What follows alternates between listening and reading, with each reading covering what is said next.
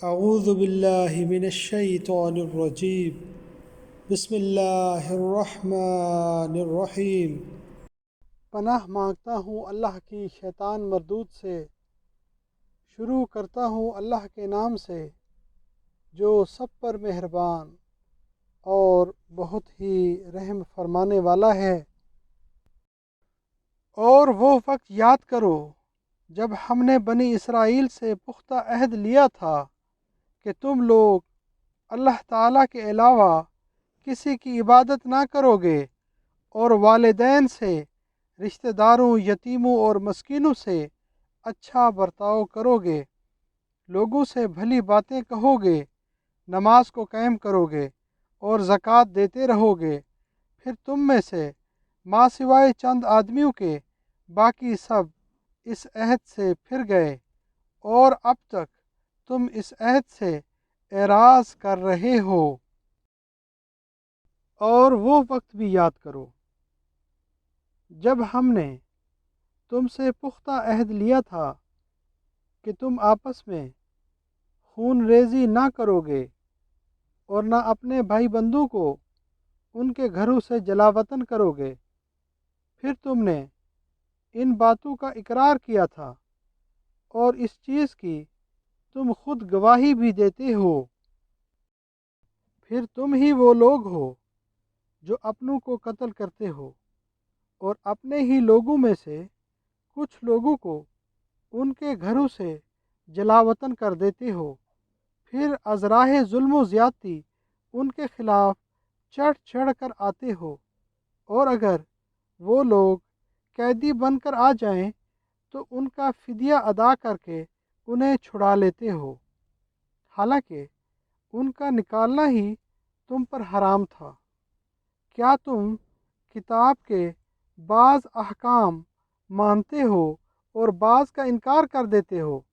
بھلا جو لوگ ایسے کام کریں ان کی سزا اس کے سوا اور کیا ہو سکتی ہے کہ وہ دنیا میں ذلیل و خوار ہوں اور قیامت کے دن وہ سخت عذاب کی طرف دھکیل دیے جائیں۔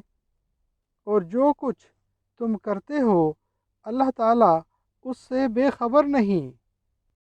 مدینہ میں رسول اللہ صلی اللہ علیہ وسلم کی آمد سے بیشتر مشرکین مدینہ کے دو مشہور قبائل اوس اور خزرج مدینہ میں آباد تھے، اور یہ آپس میں ہمیشہ لڑتے رہتے تھے۔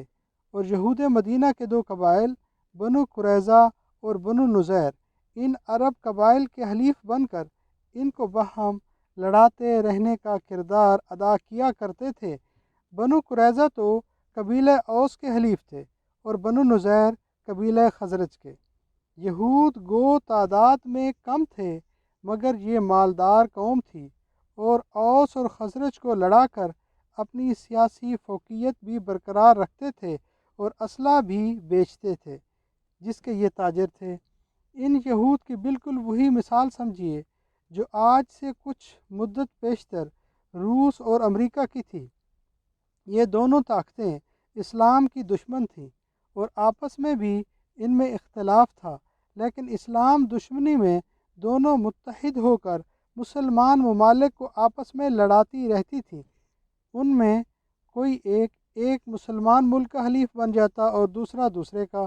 اس طرح یہود کئی طرح کے فوائد اٹھاتے تھے، ان کا اسلحہ بھی فروخت ہو جاتا تھا اور سیاسی فوقیت بھی برقرار رہتی تھی۔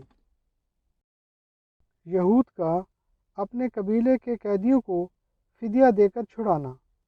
اللہ تعالیٰ نے یہود سے 4 عہد لیے تھے۔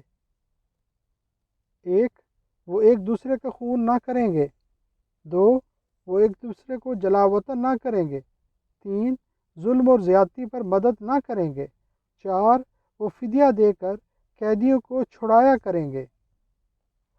اب قبیلہ اوس و خزرج کی جنگ میں بنو قریظہ اور بنو نذیر بھی آپس میں حلیف ہونے کی حیثیت سے لڑتے اور ایک دوسرے کے گلے کاٹتے تھے۔ اب ایک جنگ میں مثلاً اوس اور خزرج قریظہ کو فتح ہوئی تو لازماً بنو نذیر کے قیدی بھی ان کے ہاتھ آتے تھے، اور بنو نذیر ان کا فدیہ ادا کر کے انہیں چھڑا لیتے تھے۔ جب ان سے اس کی وجہ پوچھی جاتی تو وہ کہتے کہ قیدیوں کو فدیہ دے کر چھڑانا اللہ کا حکم ہے، اور جب ان سے پوچھا جاتا کہ ان سے جو جنگ کرتے ہو وہ تو اللہ کے کس حکم کے تحت کرتے ہو، تو کہتے کیا کریں، اپنے دوستوں اور حلیفوں کو ذلیل نہیں کر سکتے، گویا 3 کام تو اللہ کے حکم کے خلاف کرتے اور ایک کام اللہ کے حکم کے تحت، جس کا سبب بھی وہ خود ہی بنتے تھے۔ اللہ تعالیٰ نے ان کی ایسی حرکات پر گرفت کرتے ہوئے فرمایا کہ کیا تم اللہ کی کتاب کے کچھ حصے پر ایمان لاتے ہو اور کچھ حصے کا انکار کر دیتے ہو، جس کا مطلب یہ ہوا کہ اگر کوئی شخص بعض احکام شریعہ کی تعمیل کرے اور جو حکم اس کی طبیعت یا عادت یا مرضی کے خلاف ہو اس کو چھوڑ دے، تو بعض احکام کی تعمیل اسے کچھ فائدہ نہیں دے سکتی، اور ایسا انکار دراصل پوری کتاب اللہ کا انکار ہوتا ہے۔ ایسے لوگ حقیقتاً اپنے نفس کے پیروکار ہوتے ہیں، کتاب اللہ کے پیروکار نہیں ہوتے۔ دور نبوی صلی اللہ علیہ وسلم میں یہود کا انجام۔ دنیا میں یہ یہود عبرتناک انجام سے دوچار ہوئے۔ بنو نذیر تو 4 ہجری میں اس ذلت سے دوچار ہوئے جس کا تفصیلی ذکر سورہ حشر میں آئے گا۔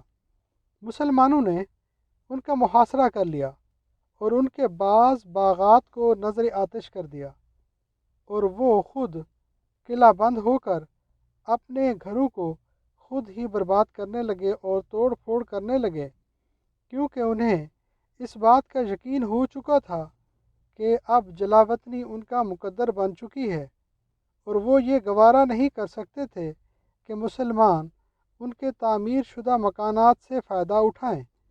اس طرح لڑائی کے بغیر ہی انہوں نے ہتھیار ڈال دیے۔